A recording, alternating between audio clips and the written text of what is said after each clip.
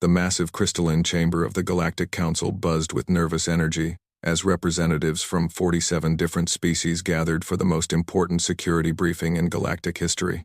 Ambassador Keth Var of the Zephyrian Empire adjusted his ceremonial battle armor, the plates clicking softly against each other as he shifted in his hover seat.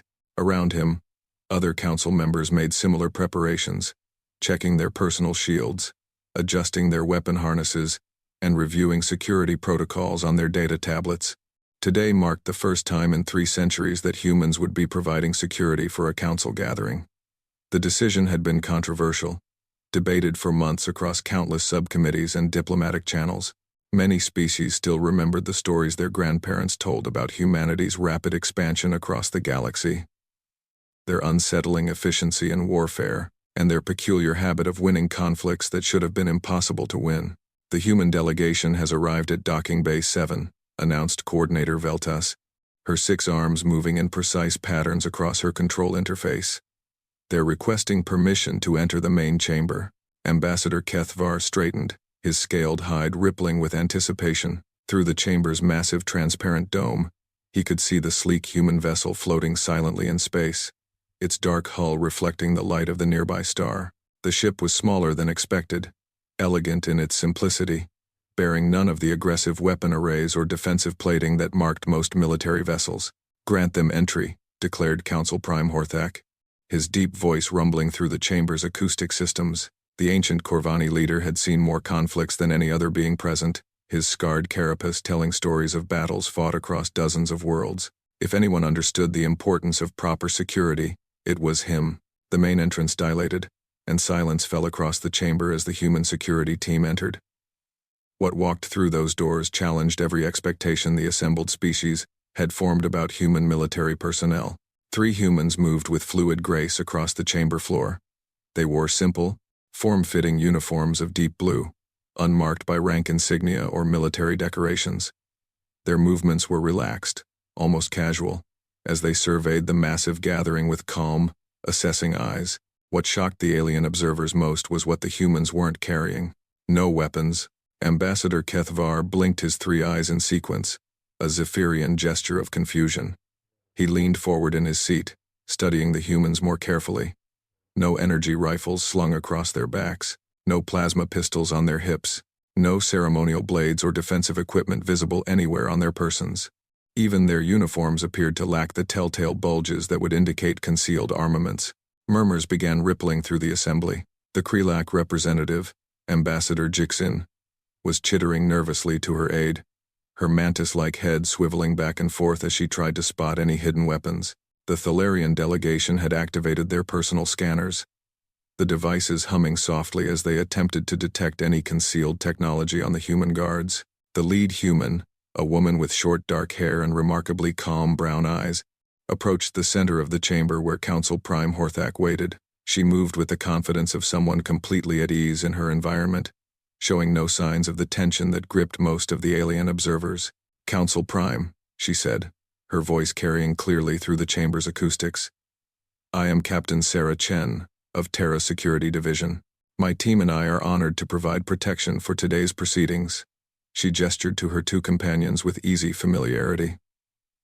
"This is Lieutenant Marcus Rivera and Specialist Elena Volkov. We're ready to begin whenever you are." Horthak's massive head tilted slightly, studying the humans with ancient, knowing eyes. "Captain Chen, we welcome you and your team. However, I must address a concern that has been raised by several council members." He paused, his gaze sweeping across the chamber. "Our security protocols typically require all protection personnel to be properly armed. We notice that you and your team appear to have no visible weapons." Captain Chen's expression didn't change, but something flickered briefly in her eyes, not concern, but something that might have been amusement. "Council Prime, I can assure you that we are fully equipped to handle any security situation that might arise. Terra Security Division takes our responsibilities very seriously." "But surely," interrupted Ambassador Keth Var, unable to contain his confusion any longer, "you must understand that this gathering brings together some of the most powerful beings in the galaxy. The threats we face require serious defensive measures. How can 3 unarmed humans possibly?" "Who said we were unarmed?" Lieutenant Rivera asked quietly, his tone so matter-of-fact that it took several seconds for the implications to sink in. The chamber fell completely silent.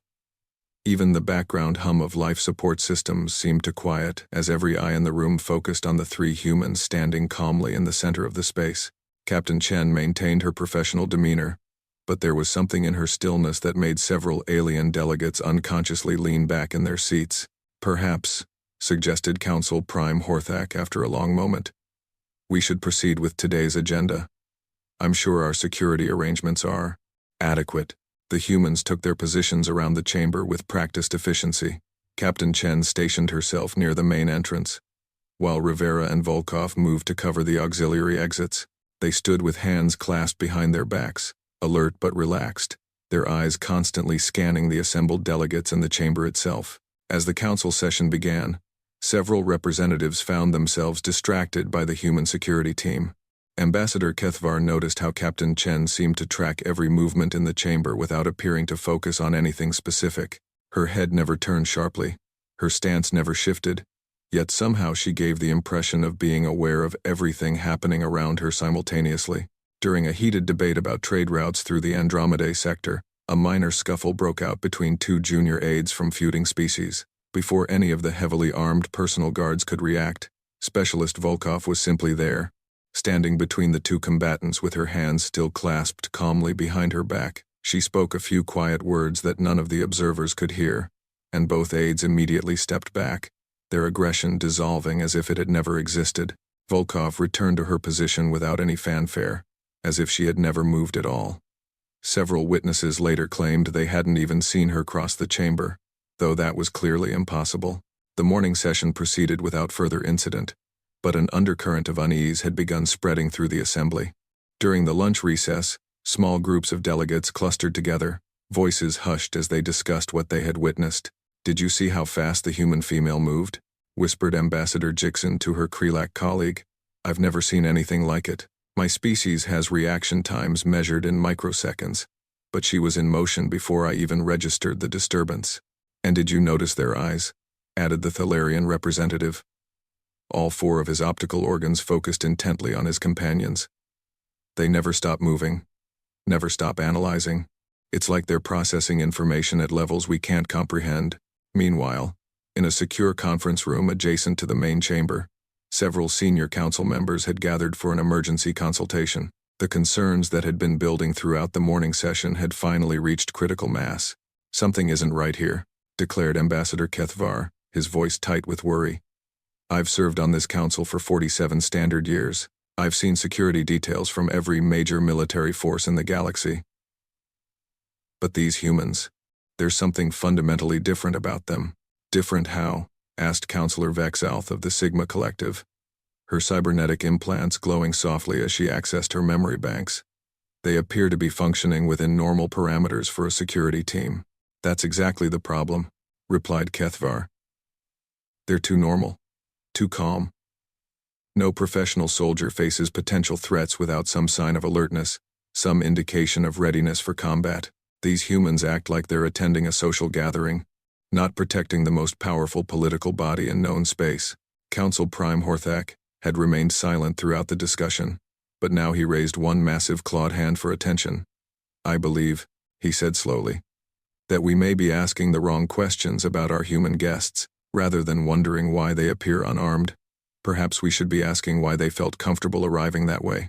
The implications of that statement settled over the room like a cold shadow, and for the first time since the humans had arrived, several council members began to wonder if they had made a terrible mistake in their calculations about humanity's role in galactic affairs. The afternoon session began with increased scrutiny focused on the human security team. Several council members had discreetly activated recording devices, hoping to capture evidence of whatever hidden capabilities the humans possessed. Ambassador Kethvar had positioned himself to maintain visual contact with Captain Chen, while accessing his species' classified military databases through his neural interface. What he found disturbed him more than the mystery itself. Every major military organization in the galaxy maintained detailed threat assessments on potential adversaries and allies alike. The Zephyrian Empire's files on human military capabilities were extensive, dating back to humanity's first contact with galactic civilization 63 years ago. But as Kethvar scrolled through the data, he realized that most of the information was decades old, and what little recent intelligence existed was frustratingly vague. The most recent entry caught his attention. Human military doctrine has undergone significant evolution over the past 20 years. Traditional weapons-based combat appears to have been largely abandoned in favor of unspecified alternative methodologies. Recommend extreme caution when engaging human forces until more comprehensive data becomes available. That recommendation was barely 3 months old, and it had come from the Krelak Intelligence Division, an organization not known for caution or overstatement. As Kethvar pondered this information, the chamber's atmosphere grew increasingly tense. The afternoon's agenda focused on a territorial dispute between the Nexus Federation and the Outer Rim Consortium, a conflict that had been simmering for decades. Both sides had brought their full diplomatic teams, along with substantial security details armed with the latest in defensive technology. Captain Chen and her team maintained their positions with the same unflappable calm they had displayed all morning. But now that the alien delegates were watching more carefully, subtle details began to emerge that were impossible to ignore. Lieutenant Rivera, stationed near the chamber's auxiliary exit, never looked directly at any individual for more than a fraction of a second, yet he somehow managed to respond instantly to events occurring anywhere in the room. When a Nexus delegate accidentally dropped a data tablet that shattered on the crystalline floor, Rivera was already moving to contain the scattered electronic components before the sound of the impact had finished echoing through the chamber. More unsettling was how the three humans seemed to communicate without speaking. Captain Chen would tilt her head slightly, and Specialist Volkov would immediately shift her attention to a different sector of the room. Rivera would make an almost imperceptible gesture with his left hand, and Chen would adjust her stance accordingly. No visible communication devices, no subvocal transmissions detected by the Council's monitoring systems. Yet they operated with the coordination of a single organism. The real test came during a particularly heated exchange between Ambassador Thex Al of the Nexus Federation and Consortium Representative Mokhtar. Both beings belonged to species known for their volatile temperaments, and their argument over mineral rights in the disputed Kepler 442 system escalated rapidly beyond diplomatic protocol. Thex Al, a massive humanoid covered in chitinous plates, rose from his seat with aggressive posturing that sent ripples of alarm through nearby delegates. His personal guards immediately moved to flanking positions, their energy weapons powering up with audible whines. Mokhtar responded by activating his ceremonial war cloak, its built-in defensive fields crackling with visible energy as his own security detail prepared for potential conflict. In seconds, what should have been a diplomatic disagreement had transformed into a standoff between two heavily armed factions, with 45 other species caught in the middle. The chamber's emergency protocols activated automatically, blast shields beginning to descend over critical systems as evacuation routes highlighted in the floor. Through it all, the three humans didn't move. Captain Chen remained in her position by the main entrance, watching the escalating confrontation with the same calm attention she might have given a mildly interesting weather report. Rivera and Volkov maintained their posts, hands still clasped behind their backs, expressions unchanged. They appeared completely unconcerned by the energy weapons charging around them, the defensive shields activating throughout the chamber, or the very real possibility that combat might erupt at any moment. Council Prime Horthak's voice boomed through the chamber speakers. All delegates will return to their seats immediately. Security personnel will power down their weapons and resume neutral positions. Neither faction complied. Thex Al's guards had achieved targeting locks on multiple consortium personnel, while Mokhtar's team had spread into defensive formations that blocked several emergency exits. The situation balanced on the edge of violence, with dozens of innocent delegates trapped in the crossfire zone. That's when Captain Chen finally moved. She took a single step forward, not toward either of the combating factions, but toward the center of the chamber. The movement was so simple, so unremarkable, that most observers barely noticed it. But something about that one step caused every armed individual in the room to freeze.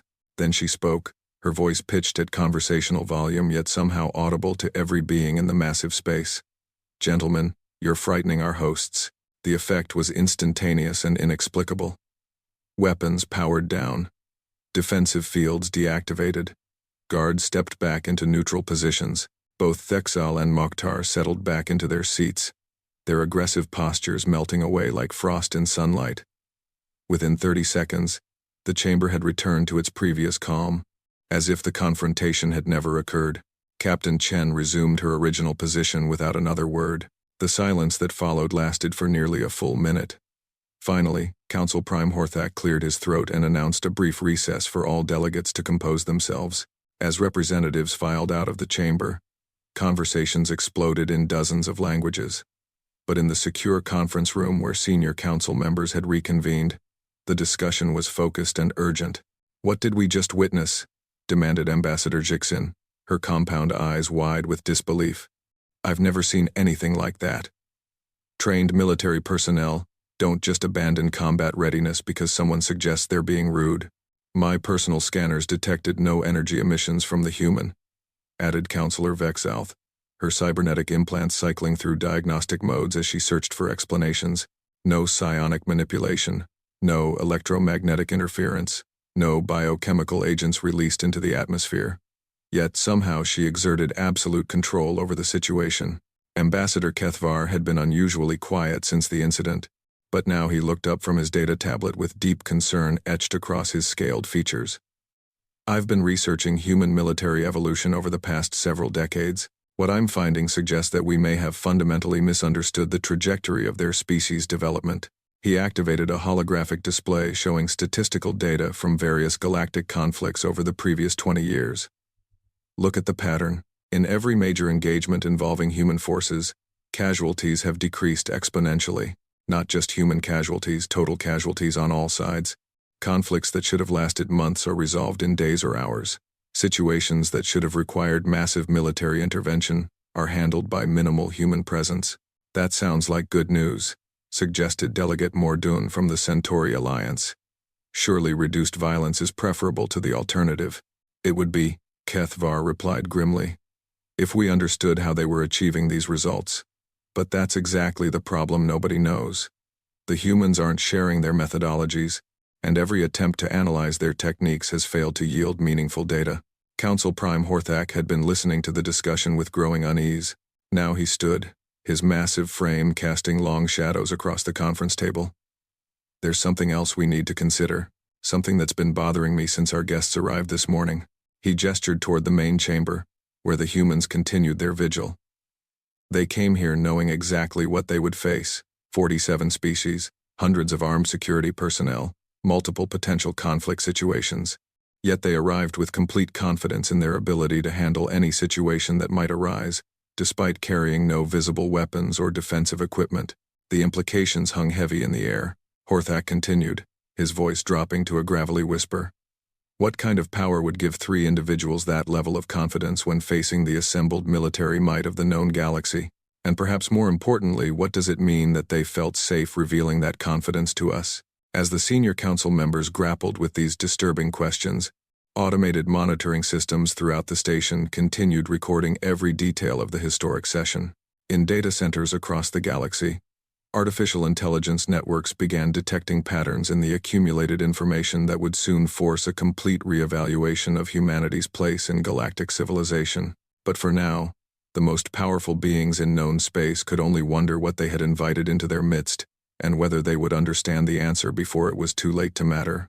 The final session of the Historic Council meeting was scheduled to address routine administrative matters, but the atmosphere in the chamber had become anything but routine. Word of the afternoon's incident had spread throughout the station, and additional security personnel from multiple species had quietly taken positions in corridors and observation decks surrounding the main chamber, not to protect against the humans, officially, but to observe them.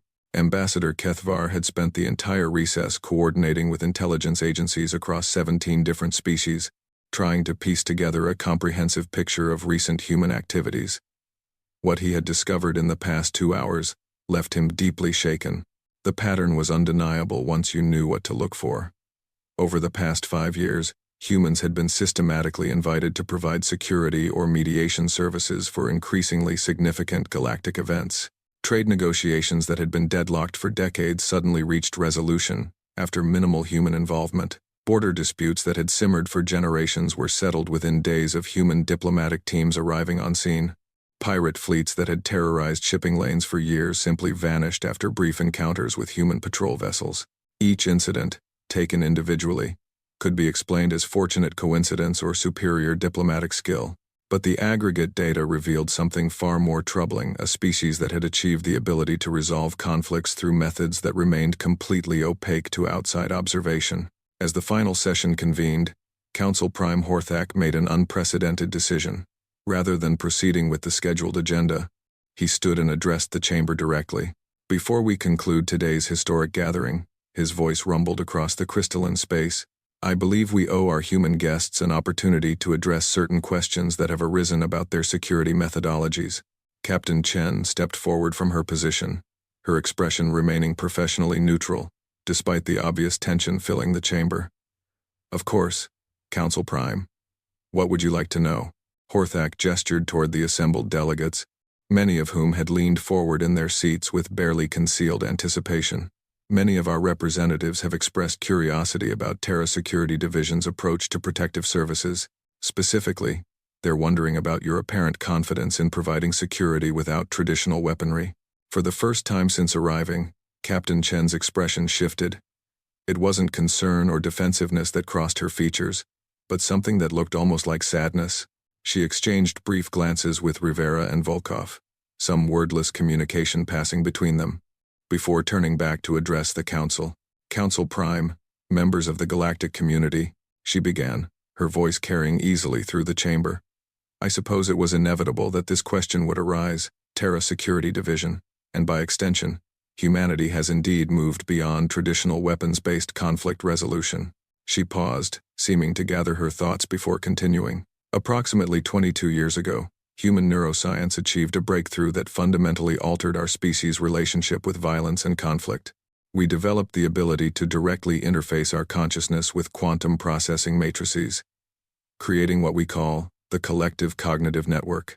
Murmurs began spreading through the assembly as translation systems worked to convey concepts that had no equivalent in most alien languages. Captain Chen waited for the disturbance to settle before explaining further. Every human born in the last 20 years is connected to this network from birth. We share not just information, but emotional states, decision-making processes, and yes, defensive capabilities. When you observed us communicating without apparent signals, you were witnessing real-time consciousness sharing across quantum entanglement channels. Ambassador Kethvar felt his circulatory fluid growing cold as the implications began crystallizing. Captain, are you saying that your species has achieved collective consciousness? Not exactly, Rivera answered, speaking for the first time since the morning introduction. We maintain individual personalities and autonomy, but in situations requiring coordinated response, we can merge our cognitive resources into a unified decision matrix. What you experienced this afternoon wasn't one human diffusing a conflict.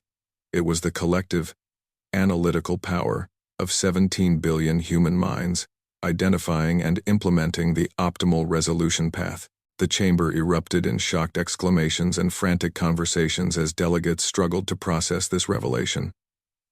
Specialist Volkov stepped forward, her voice cutting through the chaos with disturbing clarity. The reason we don't need weapons is simple, she said, her words falling into sudden silence as every being present strained to hear. We've evolved beyond the point where physical force provides any tactical advantage. Why carry weapons when we can analyze every possible action and reaction of our opponents faster than they can form conscious thoughts? Why prepare for violence when we can identify and neutralize threats at the conceptual stage, before they even emerge as hostile intent? Council Prime Horthak's ancient mind reeled as he began understanding the true scope of what humanity had become. How long? He asked, his voice barely above a whisper. How long have you possessed these capabilities? Captain Chen's expression grew even more somber. Full implementation was achieved 7 years ago. Since then, every human in existence has been connected to the network. We've been evaluating galactic civilization ever since. The word evaluating hung in the air like a death sentence. Ambassador Kethvar found himself standing without conscious volition, his voice cracking as he posed the question that every delegate was thinking but afraid to ask. Evaluating us for what purpose? The three humans exchanged another of their wordless communications, and when Chen spoke again, her words carried the weight of ultimate authority. For compatibility, she said simply. The question we've been tasked with answering is whether galactic civilization, in its current form, represents a stable foundation for the next phase of universal development, or whether adjustments, will be necessary. The silence that followed was absolute. Even the background hum of life support systems seemed to pause as the assembled representatives grappled with the revelation that they had been under examination by a species that had transcended their understanding of power itself. Counselor Vex Alth's cybernetic implants flickered frantically as she processed the data. You're telling us that humanity has been studying our entire civilization like specimens in a laboratory? We prefer to think of it as careful observation. Rivera replied with disturbing calm. You invited us here today to provide security for your most important gathering, but what you actually did was demonstrate exactly how your species interact under stress, how you resolve conflicts, how you respond to uncertainty. Today's session has provided us with the final data points we needed. Horthak's massive claws scraped against his seat as he struggled to maintain composure. And what have you concluded from this evaluation? Captain Chen looked around the chamber, her gaze touching briefly on each delegation before returning to the Council Prime. When she smiled, it was gentle, almost maternal, but somehow more terrifying than any threat could have been. We've concluded that galactic civilization shows remarkable potential, she said. Your species demonstrate creativity, resilience, and the capacity for growth. With proper guidance and occasional intervention, we believe you can develop into something truly extraordinary. The implications of those words, proper guidance and occasional intervention, sent waves of horror through the assembly. These humans weren't just offering protection services or diplomatic mediation. They were announcing their intention to shepherd galactic civilization like adult humans guiding children. And if we refuse this guidance? Asked Ambassador Kethvar. Though he dreaded the answer, Specialist Volkov tilted her head slightly, as if the question surprised her. Refuse? Ambassador, I don't think you understand. You're not being given a choice. Humanity has already assumed responsibility for galactic development. Today wasn't a job interview, it was an orientation session. She gestured toward the chamber's exits, where additional human figures had quietly appeared during the conversation, dozens of them, all wearing the same calm expressions and simple blue uniforms. None carrying weapons, none needing weapons. Terra Security Division will be expanding its operations, Captain Chen announced. We'll be providing protection services for all major political gatherings, trade negotiations, and diplomatic missions across the galaxy. Think of us as helpful older siblings, ensuring that civilization develops in positive directions. Council Prime Horthak realized with growing horror that humanity hadn't just evolved beyond the need for weapons, they had evolved beyond the need for conquest. They were simply taking control because they had decided it was necessary. With the casual inevitability of adults supervising children at play. Welcome to the next phase of galactic civilization, Chen concluded, her words echoing through the crystalline chamber, like a benediction and a funeral dirge combined. We're looking forward to working with all of you for a very, very long time. As the session ended, and delegates filed out in stunned silence, the truth settled over the galactic community like a shroud. The humans had shown up unarmed because they had transcended the need for weapons entirely. They had achieved something far more powerful than military dominance. They had gained the ability to reshape reality itself through pure cognitive superiority. And they had decided that the rest of the galaxy needed their help, whether it wanted that help or not. The Council had discovered the frightening reason too late, indeed not too late to prevent it, but too late to matter. Humanity's quiet revolution was already complete, and galactic civilization would never be the same again.